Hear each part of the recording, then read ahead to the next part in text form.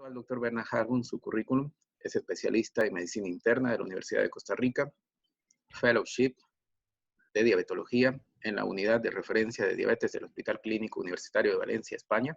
Laboró por más de 10 años en el Hospital México de San José, Costa Rica. Es editor para Latinoamérica de la revista española Avances en Diabetología y ha publicado más de 20 trabajos en el campo de la diabetología. Doctor, el campo es suyo. Muchas gracias nuevamente. Bienvenido. Muchísimas gracias.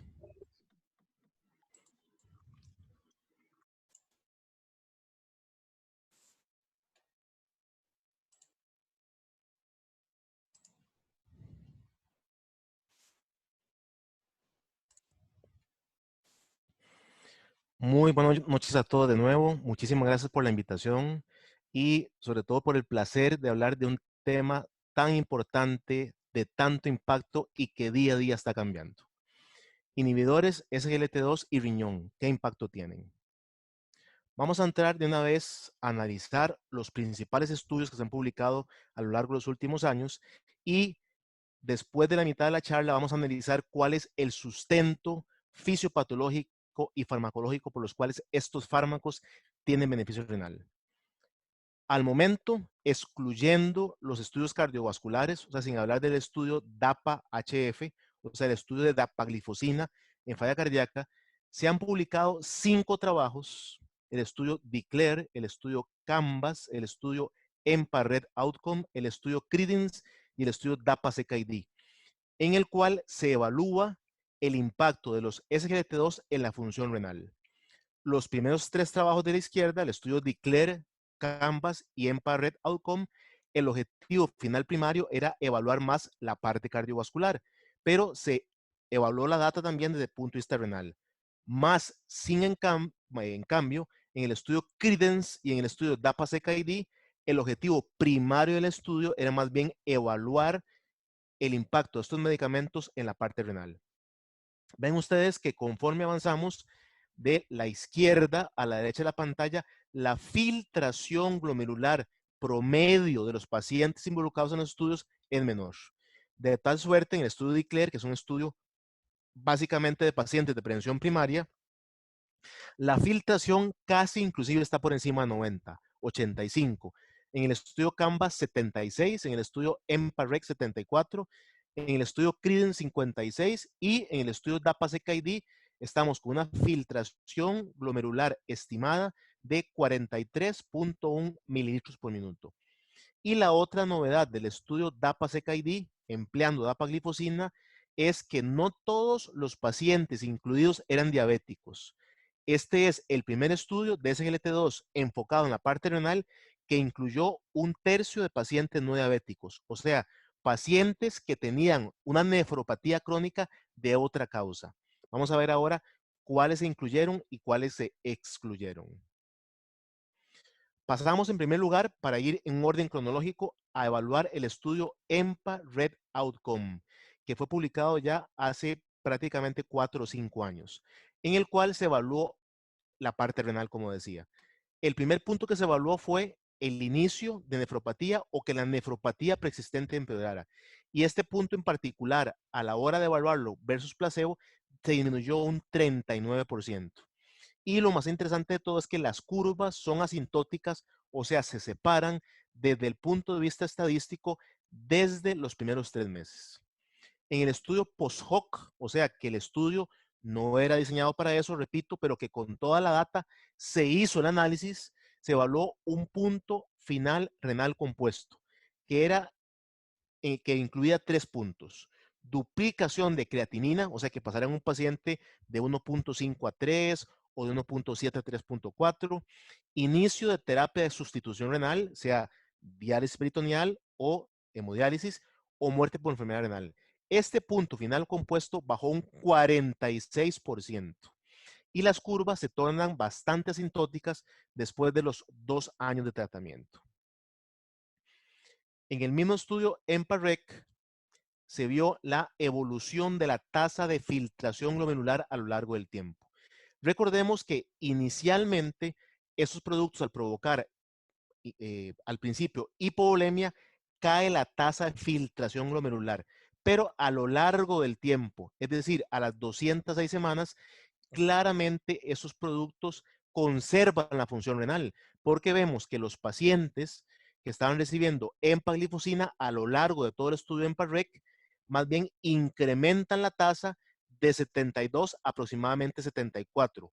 Más en cambio, los pacientes que estaban recibiendo placebo, la tasa de filtración glomerular al no estar presente esta droga nefroprotectora baja de 74 a aproximadamente 68. Y en el periodo de lavado, o sea, una vez terminado el estudio, que tanto el placebo como la empaglifosina se eliminan, el grupo placebo se queda estancado en 70, inclusive el grupo de empaglifosina termina con una tasa de filtración por encima de 74. La otra cosa es evaluar cuál fue el impacto en la relación albúmina-creatinina urinaria a lo largo del estudio EMPA-REC Outcome. Estos eran pacientes que no, este grupo en particular del estudio EMPA-REC, este subgrupo, eran pacientes que no tenían albuminuria al inicio del estudio. Y vemos cómo claramente se disminuyó en un 21% la aparición de nueva albuminuria.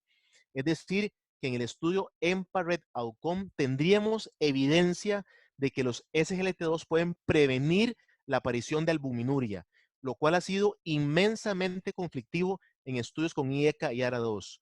De hecho, hubo un ARA2 que fue el olmesartán, que estudiado en este grupo de pacientes para, digámoslo de alguna forma, la prevención de la aparición de la microalbuminuria, aumentó la mortalidad tanto en su versión de Occidente como en su versión japonesa.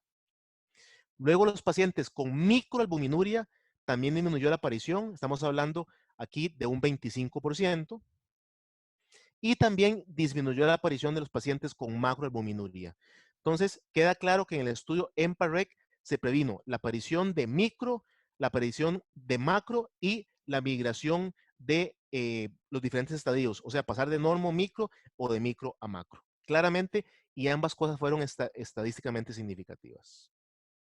Y la otra cosa importante, perdón, que no dije es que hubo más pacientes que estaban en macro que volvieron a micro y más pacientes que estaban en micro que volvieron a normoalbuminuria. O sea, no solo no hubo progresión del parámetro, sino también hubo regresión de la albuminuria a nivel de los pacientes que recibieron empaglifosina. El siguiente estudio, desde el punto de vista cronológico, es el estudio CANVAS. Que recordemos que el estudio CANVAS se le llama estudio CANVAS Program porque incluyó dos estudios CANVAS. Entonces, al grupo se le llamó el estudio CANVAS Program.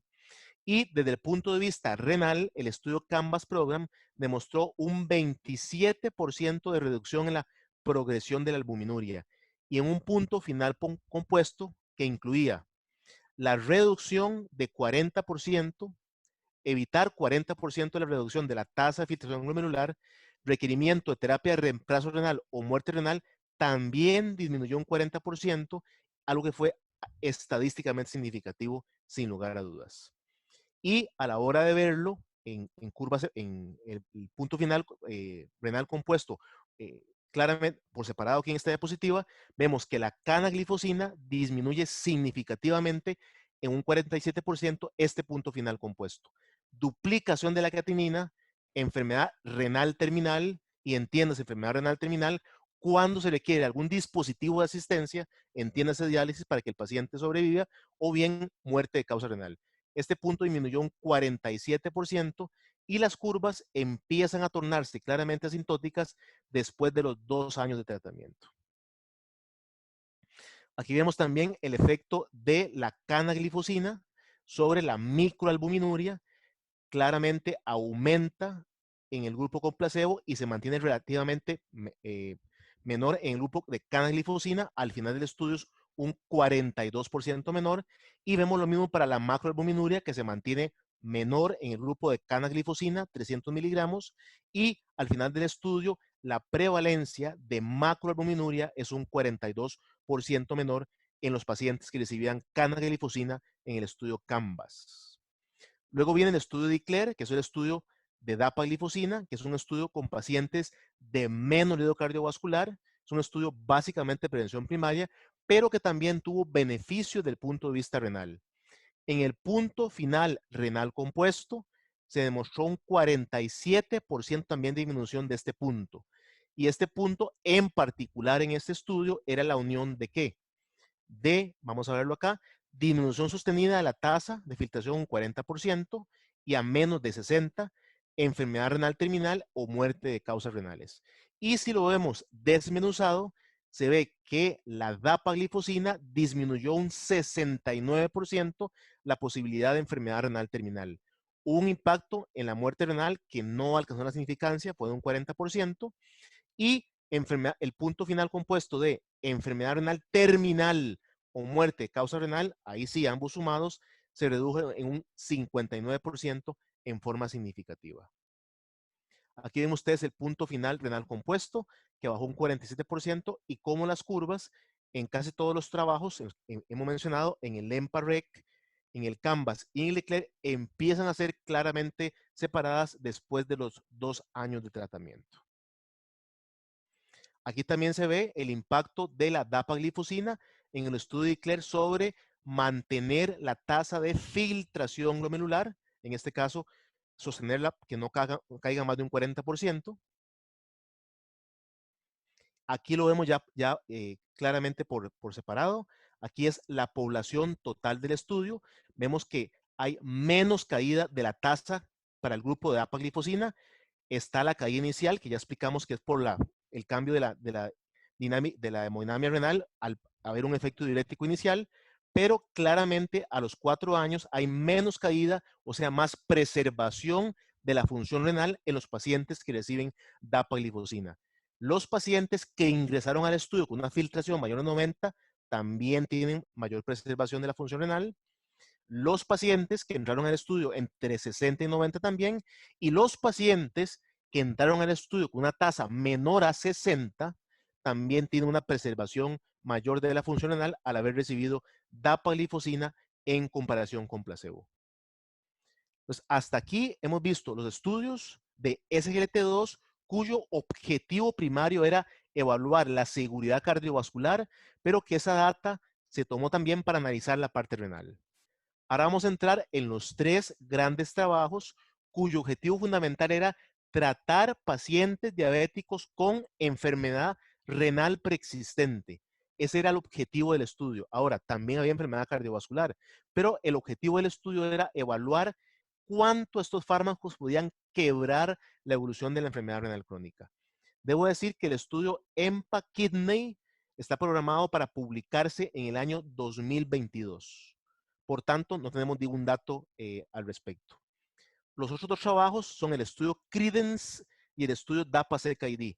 Y debo decir que ambos trabajos fueron suspendidos antes de terminar porque el beneficio de la canaglifosina y la dapaglifosina era tanto versus placebo que el Comité Ético Científico consideró que no era viable, que no era ético continuar los estudios. En el estudio Credence, como mencioné antes, el aclaramiento promedio inicial era de 56.2 mililitros por minuto por 1.3 metro cuadrado. ¿Qué se demostró? Se demostró que los pacientes que recibían canaglifosina en el punto final compuesto, que era puntos renales más mortalidad cardiovascular, esto bajaba un 30%.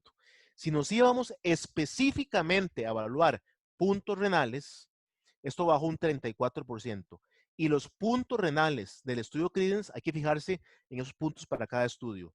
Eran enfermedad renal terminal, duplicación de creatinina y muerte de causa renal. Entonces, la canaglifosina en el estudio Credence demostró reducir un 34% la ocurrencia de cualquiera de estos puntos finales renales.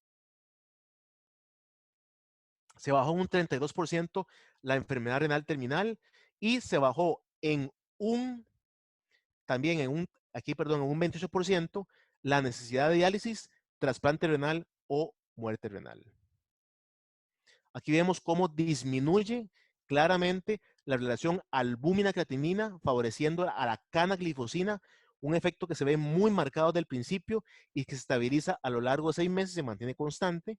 Y vemos cómo los pacientes que reciben canaglifosina tienen una mayor preservación de la filtración glomerular a los 42 meses del iniciado del estudio. Aquí vemos los puntos finales renales del estudio Credence divididos de acuerdo a cómo empezaron los pacientes. Si su filtración glomerular inicial era entre 30 y 45, entre 45 y 60 y entre 60 y 90. Y vemos que la interacción no es significativa. Esto quiere decir que todos los pacientes, independientemente de que fueran del primer tercil, segundo o tercero, se beneficiaron del uso de la canaglifosina. Y tampoco importó la proteinuria basal. O sea, si los pacientes tenían más de 1000 de proteinuria, perdón, de relación albúmina creatinina, o menos de 1000, igualmente se va a dar beneficio. Muy interesante. La otra cosa es que ustedes recordarán que en el estudio Canvas se demostró un incremento en las amputaciones en los pacientes diabéticos. No tenemos todavía una explicación por la cual sucedió esto. Sin embargo, en el estudio Credence, que claramente incluía pacientes con enfermedad renal crónica y que tienen además más osteodistrofia renal, no se demostró ni un incremento en el número de amputaciones ni un incremento en el número de fracturas. Ustedes ven que no, ninguno de las variables demostró significancia estadística. Entonces, no sabemos si lo que vimos en el Canvas fue simplemente un capricho estadístico o que los pacientes del Canvas tenían de base más enfermedad vascular periférica o más osteoporosis. Probablemente nunca lo sepamos porque no se está investigando más al respecto. Luego viene el estudio DAPA-CKD, que tiene dos atractivos.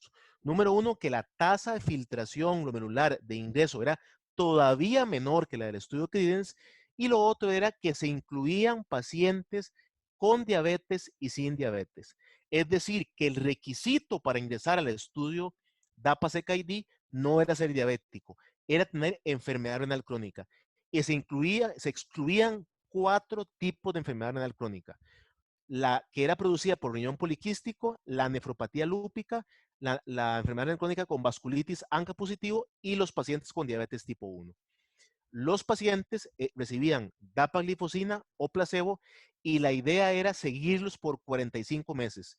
Y el estudio iba a finalizar cuando tuviéramos 681 eventos. Sin embargo, el estudio, como decía, por temas de seguridad, dado el beneficio de la dapaglifosina, hubo que pararlo antes de tiempo. Estas son las características de los pacientes, incluso en el estudio DAPA-CKD. 2/3 eran diabéticos y 1/3 no eran diabéticos. Y aquí tenemos todas las causas de nefropatía que se incluyeron. La mayoría eran nefropatía diabética, casi un 60%. Había nefropatía isquémica o hipertensiva, un 16%. Nefropatía por IgA, glomerulosclerosis focal segmentaria y otras causas menos frecuentes. No eran entonces solamente diabéticos, ni tampoco eran solamente pacientes con nefropatía diabética. Aquí está el aviso, el 30 de marzo del 2020, en donde hubo que parar el estudio porque era poco ético seguir el trabajo viendo el beneficio estadístico de la dapaglifosina. En este punto final primario del estudio DAPA-CKD, que incluye disminución sostenida de más de un 50% de la filtración, enfermedad renal terminal, muerte por causa renal o cardiovascular, la dapaglifosina disminuyó un 39% la posibilidad de ese punto final compuesto y el NNT es de 19. O sea, se requiere tratar 19 pacientes por 32 meses para disminuir la posibilidad de este punto final primario. Un NNT inmensamente bajo, altamente significativo. Desde el punto de vista solamente del punto final renal compuesto, este bajó un 44% y llama la atención que la separación es un poquito antes de los 2 años, como que es más precoz, como que inicia inclusive de los 8 a los 12 meses. Aquí vemos la necesidad de diálisis, trasplante renal o muerte de causa renal, bajó un 34%. Y aquí vemos la separación de todos los puntos que fueron altamente significativos. Hay demasiadas pocas muertes de causa renal para calcular estadística y no se disminuyó la mortalidad cardiovascular. Claramente favorece la dapaglifosina, un 19%, pero no alcanzó la significancia estadística. Y lo más importante del estudio DAPA-CKD, que se demostró que la dapaglifosina es igualmente positiva para pacientes con o sin diabetes. O sea que la dapaglifosina en este estudio benefició a los pacientes con nefropatía diabética, diabéticos, y a los pacientes con cualquier causa de nefropatía, excepto las excluidas, que no fueran diabéticos. Eso es un punto realmente importante y novedoso. No hay que ser diabético y la causa de la nefropatía no tiene que ser diabética para que la dapaglifosina produzca beneficios positivos. Desde el punto de vista de muerte cardiovascular y internamiento por falla cardíaca, este punto bajó un 29%. Mortalidad por todas las causas, un 31%. Ahora, vamos a hablar un poquito, en el tiempo que me queda, de la fisiopatología, de la farmacología de los SGLT2. Sabemos que los SGLT2 fueron inicialmente pensados para producir glucosuria y que esa glucosuria bajara a la 1C y punto final. Sin embargo, después de su utilización masiva y los estudios cardiovasculares, hemos aprendido que hay claramente efectos cardiovasculares, hay efectos sobre la pared vascular, sobre el tejido adiposo, sobre el hígado, pero sobre todo hay efectos sobre el riñón. Los efectos más importantes tienen que ver con lo siguiente. En los pacientes normales, los SGLT2, como bien sabemos, son cotransportadores sodio-glucosa. Entonces, a ese nivel se reabsorbe fisiológicamente en pacientes sanos un 5% del sodio filtrado. En los pacientes diabéticos sabemos que hay una sobreexpresión de los SGLT2 que puede ser cuantitativa o cualitativa. ¿Qué sucede? Que esta sobreexpresión lleva a una absorción triplicada del sodio en el túbulo contorneado proximal, se absorbe un 14% del sodio.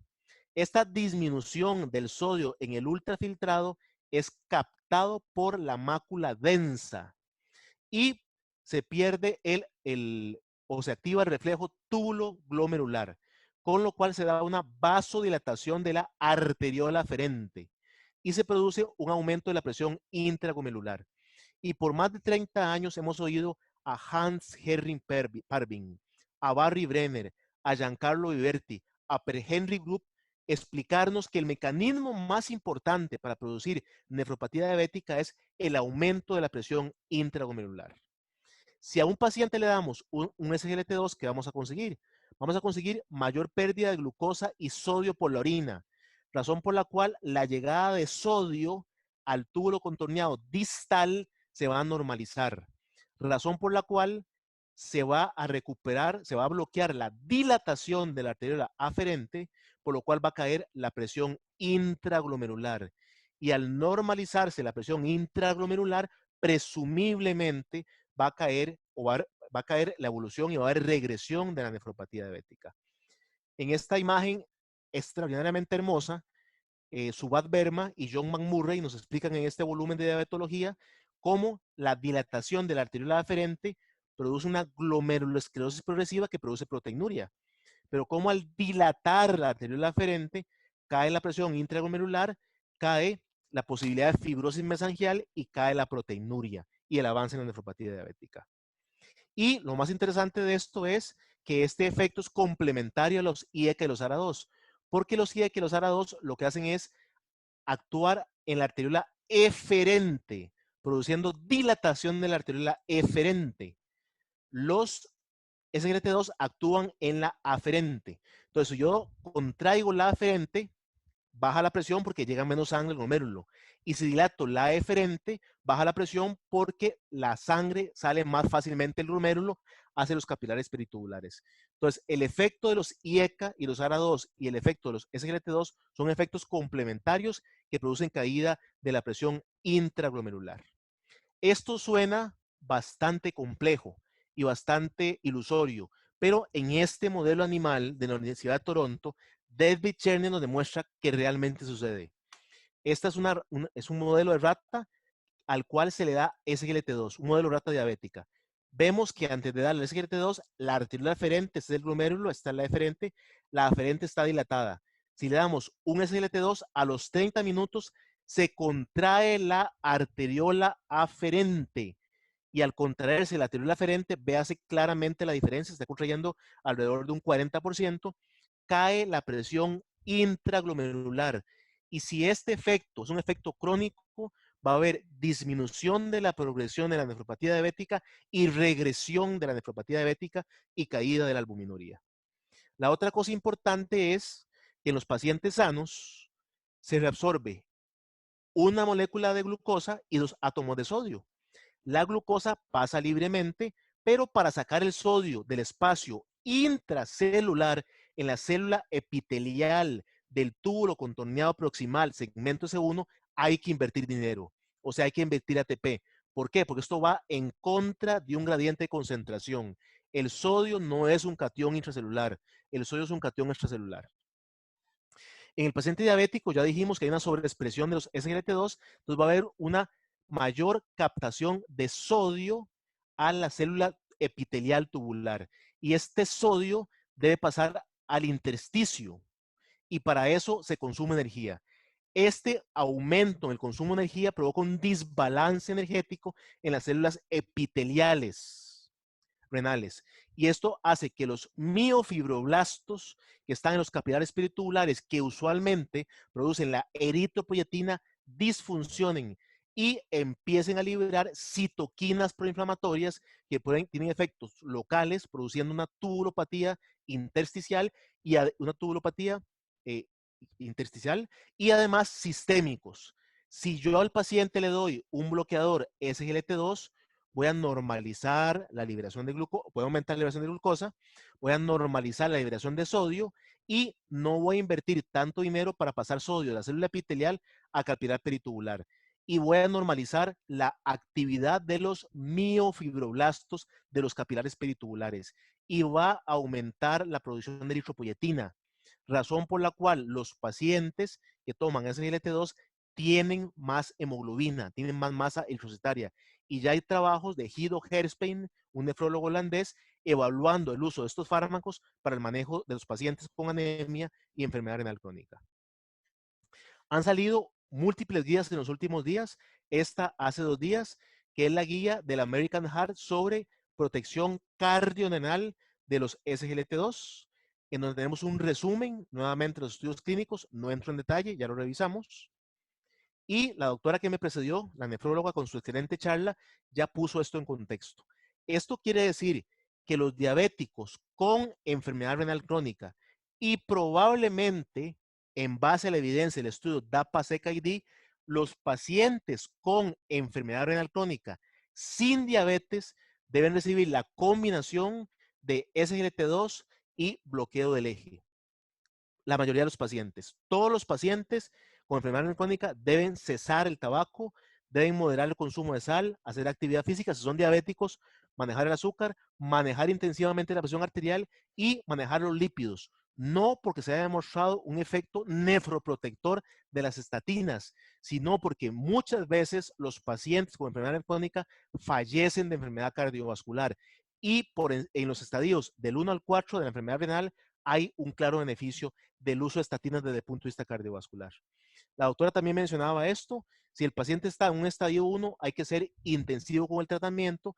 Si el paciente ya está en estadio de diálisis, hay que procurar una glicosilada por debajo de 8%, pero teniendo muchísimo cuidado con la hipoglucemia, porque los pacientes en estadio 5 comen menos, vomitan más, tienen menos insulinasas, porque una insulinasa está presente en el riñón, que es muy importante, y se aumenta la vida media de la insulina exógena, razón por la cual hay que tener mucho cuidado con las hipoglicemias. ¿Y cómo manejamos entonces, desde el punto de vista farmacológico, al paciente diabético con enfermedad renal crónica? Bueno, la metformina puede utilizarse siempre y cuando no exista una caída mayor de 30. La metformina por sí misma no es nefroprotectora, pero cualquier fármaco que baje la glicemia de por sí debe tener un impacto en la parte microvascular. Los SGLT2 son nefroprotectores por sí mismo, independientemente del efecto en la 1C. Esto lo demostró, repito una vez más, el estudio DAPA-CKD. Y si el paciente no se controla con esto, habrá que pensar en un GLP-1 que pueda utilizarse de acuerdo a la filtración, el DPP-4 que puede utilizarse libremente, la linagliptina. Hay que tener muchísimo cuidado con las sulfonilureas porque las sulfonilureas utilizadas en pacientes con enfermedad renal crónica aumentan brutalmente en forma exponencial el riesgo de hipoglicemia. Y aquí es un resumen de eso.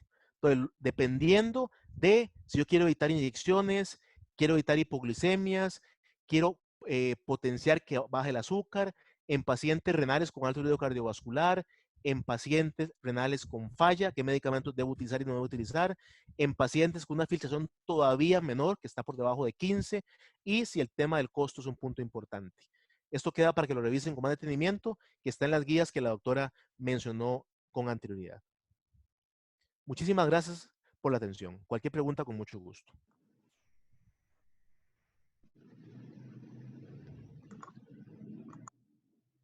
Bueno, muchas gracias por la participación, doctor Bernard. Eh, Realmente el 30 de agosto del 2020 en el famoso Congreso de Cardiología, yo creo que se marcó un hito, se marcó sobre todo el inicio o de repente al final terminamos como que completando el eslabón que nos faltaba en relación al efecto, sobre todo los inhibidores en enfermedad renal crónica. Mi pregunta es la siguiente. Claro. ¿Existe un marcado efecto de clase en relación a lo que es los inhibidores, particularmente en lo que es enfermedad renal crónica? ¿O podemos atribuirle a alguno particularmente de los inhibidores mayor atribuciones, mayores beneficios, tal vez? Doctor, una pregunta excelente y que viene mucho al caso, porque el estudio VERTIS-CV se ha presentado ya en forma preliminar en el Congreso Americano de Diabetes en Chicago en junio, pero se volvió a presentar ahora en el europeo la semana anterior. Y ya está disponible la publicación en el New England Journal of Medicine desde el miércoles anterior. Y no sabemos por qué la ertuglifosina fracasó para demostrar beneficio cardiovascular, beneficio en el punto final compuesto de falla cardíaca, aunque si se ve por separado sí beneficia, pero también fracasó en la parte renal. No sabemos por qué. Uno de los firmantes del estudio es David Cherney, un nefrólogo reconocido a nivel mundial de la Universidad de Toronto. O sea, el estudio está bien llevado.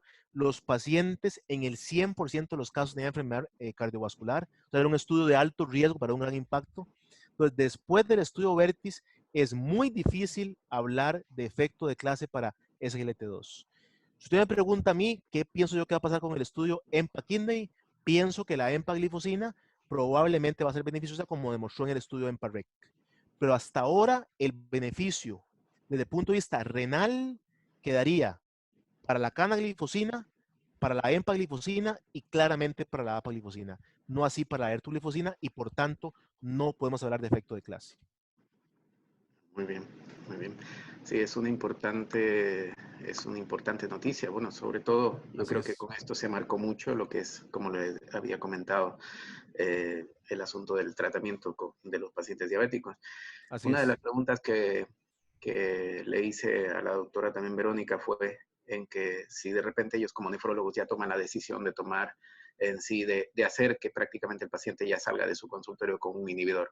Yo creo que con esto haríamos que prácticamente esa famosa inercia terapéutica de la que estamos hablando con el paciente con diabetes la hayamos roto en ese momento.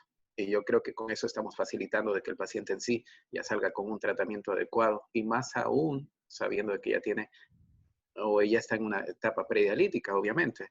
Ahora, existe otra pregunta. El doctor Jorge Castro, cardiólogo, nos comenta de que si usted prescribiría un inhibidor en un diabético con un deterioro renal para en sí evitar que llegue a una enfermedad renal terminal. Un punto fundamental, por supuesto que sí, en base a la evidencia del estudio DAPA-CKD. El punto es qué pasa por debajo de 30. O sea, qué pasa más allá del estadio 4. En el estadio 5, en el estadio 4, el 3A, 3B, clarísimo. ¿Qué pasa más allá del estadio 4? No sabemos. Sí sabemos que estos medicamentos para actuar deben filtrarse. Entonces, conforme perdemos filtración, la potencia como agente antihiperglicemiante, para lo cual inicialmente fueron diseñados, se va perdiendo. O sea, aquel 0.9% se va perdiendo. Ahora, hay estudios piloto que se han hecho que demuestran que por debajo de 30, no estoy hablando de la PAS-CKD, otros estudios pequeños, que por debajo de 30 hay muy poco beneficio sobre la A1C, pero se mantienen los beneficios nefroprotectores. Entonces, muy probablemente por debajo de 30 habrá que individualizar y estos fármacos quedarían como medicamentos a agregar si ya después de una dosis plena de IECA o ARA2, después de usar otros medicamentos nefroprotectores, el paciente sigue avanzando para, y tratar de, como médicos, tratar de enlentecer la llegada a diálisis o trasplante renal. Claro. Sí, además yo creo que, me parece que el año pasado ya en el Congreso de la ADA ya nos hablaban de un cierto número, al menos de un cierto filtrado. Ahora ya de por sí llegamos a tolerar 30, por ejemplo. Así es, así Claramente es. decimos que obviamente ya después de 30 no sabemos realmente si mucho más allá del efecto marcado renal, a lo mejor esos famosos efectos pleiotróficos los vamos a tener, igual con, con inhibidores. Así Bueno, es. pero bueno, en sí ya tenemos este efecto muy marcado que ya es algo que en realidad nos llena mucho a los médicos que nos dedicamos sobre todo a esta cuestión del cuidado de los pacientes con diabetes. Ahora, tenemos otra pregunta. Eh, ¿Deberíamos prescribir inhibidores en pacientes o en prevención primaria?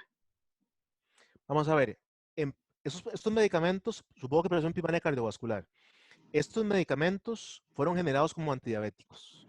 Como antidiabéticos son medicamentos excelentes, bajan la 1C entre 0.8 y 1%, obviamente dependiendo si estoy partiendo de 9, de 8.5, de 7.5, y son medicamentos que tienen propiedades pleiotrópicas. Producen pérdida de peso, producen caída de la presión arterial, bajan la uricemia, la pueden bajar hasta un 25%. Ahora, si bajar el ácido úrico es bueno o no desde el punto de vista cardiovascular, la doctora Verónica Gaona nos podría hablar de esto 10 horas y no hay una conclusión firme. Hay gente uricocéntrica y gente que no es uricocéntrica. Entonces, los fármacos como tal son excelentes antidiabéticos. Desde el punto de vista de prevención primaria, en forma particular, no se ha demostrado que sirvan para prevenir enfermedad cardiovascular. Estoy hablando de enfermedad cardiovascular aterotrombótica, o sea, un trombo en la coronaria que produce infarto. Pero desde el punto de vista de prevención primaria de enfermedad, de falla cardíaca, está claramente demostrado y lo demostró el estudio de Claire. Porque el estudio de APA-HF ya era con pacientes con falla, pero el estudio de Claire demostró que en pacientes que no tenían enfermedad cardiovascular previa, que no tenían falla cardíaca, la dapaglifosina prevenía la aparición del primer evento de falla cardíaca versus placebo. Y también está claro que estos medicamentos, un análisis de estudio de Claire, previenen la aparición de la nefropatía diabética. Y ahí yo presento una diapositiva. Previenen la aparición de la microalbuminuria. Entonces, en prevención primaria de enfermedad aterotrombótica no hay evidencia, pero prevención primaria de falla cardíaca, enfermedad renal, hay evidencia sobrada. Sí, sí, es muy claro también, ¿no? Es muy importante lo que dice y muy aparte también creo que para agregar un poquito a lo que usted me está comentando, si usted me permite, Por supuesto. doctor, yo creo que acá la clave también es usar las dosis totalmente completas y no Así usar es. a medias. O sea, de repente a lo mejor nos enfocamos mucho al costo y cosas así, y de repente a veces el paciente en el consultorio siempre nos va a decir, pero doctor, ¿sabe qué? Mire, no me alcanza, ¿puedo usar la tabletita solamente en la mañana? Y realmente nuestra respuesta tiene que ser que no, obviamente. O sea, siempre a veces tenemos que tratar de indicar al paciente que claramente cuando uno hace esas particularidades y es como que estuviese empezando, como se decía en alguna charla, en algún congreso, otro estudio Así es. y prácticamente sin ningún consentimiento informado. O sea, Así es. prácticamente estamos llevando a un paciente en realidad a un estudio que ni siquiera vamos a saber si en realidad vamos a tener un efecto beneficioso con media dosis. Por eso es Totalmente. que en sí, si vamos a comenzar el inhibidor, para todos los médicos que nos están escuchando, obviamente tenemos que empezar con dosis completas. Así es. Empaglifosina 25, dapaglifosina 10. Así es. Acá en el Ecuador no tenemos canaglifosina, pero bueno, Canaglifosina. obviamente se Serían tiene que, 300. Claro. claro, 300 miligramos. Ahora, tenemos otra pregunta de los pacientes con mal control glucémico, con mucha glucosuria y bacteriuria asintomática, sin historia de infecciones de vías urinarias recurrentes. ¿Se comenzaría con un inhibidor? Qué excelente pregunta. Punto número 1. Probablemente ese paciente requiera insulinización. O sea, este no es un medicamento mágico. Entonces, si la 1C está en 11%, este medicamento no me va a bajar la 1C de 4%. Me la va a bajar 1.5, 2%. Entonces, probablemente ese paciente requiera insulina o requiera 3 o 4 drogas orales. Si está hipercatabólico, va a insulina y primero disparo insulina y luego pregunto. Eso es muy importante. La otra cosa es que todos los trabajos de SGLT2 han demostrado que que hay una tendencia a aumentar la infección urinaria, pero no ha sido significativa desde el punto de vista estadístico. Eso en estudios grandes. Usted con el paciente sentado en la oficina, el paciente prostático que le ponen sonda Foley cada tres semanas porque se tranca la orina.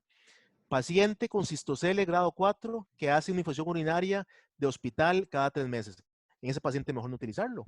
¿Por qué? Porque aunque no fue significativo, probablemente en ese paciente aumentar la glucosuria va a hacer que la E. coli, la Klebsiella, el Proteus, el Enterobacter, que está invadiendo la vía urinaria, se favorezca esa glucosuria.